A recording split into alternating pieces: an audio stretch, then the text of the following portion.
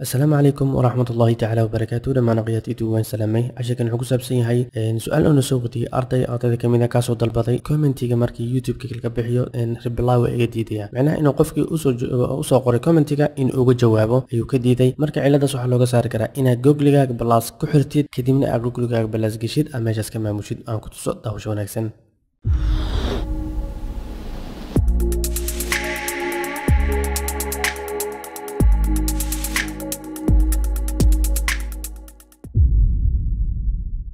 marka waxaad sameynaysaa youtube-kaaga ayaad boqonaysaa kadibna login ayaad ku sameynaysaa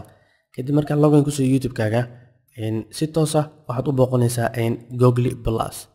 si toos ah google plus marka u boqotid tusaale ahaan waxaad leedahay google markaa qortid kadibna waxaad qoraysaa pluska ayaad raacinaysaa kadibna waxaad leedahay control enter ayaa la si automatiga wuxuu furmayaa google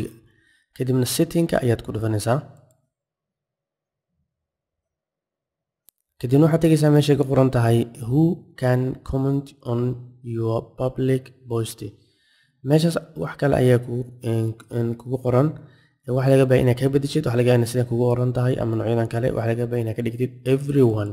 inuu qof kasta ka jawaabi karo commentigaaga sidaas marka ka dhigtid si automaticaba waxa ugu xirmayo in uu u shaqeeyo tusaalaan hadda markaa fiirisid magaca ku dhufano kadibna setting-ka tagtid marka setting-ka horta u jeeda google plus uu ku xiran yahay sababtoo youtube-ka iyo google plus hadday isku xirneen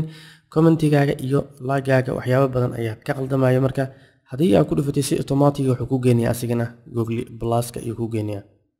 ujeeda magacaaga iyo wax dhammaan ayuu ku geenayaa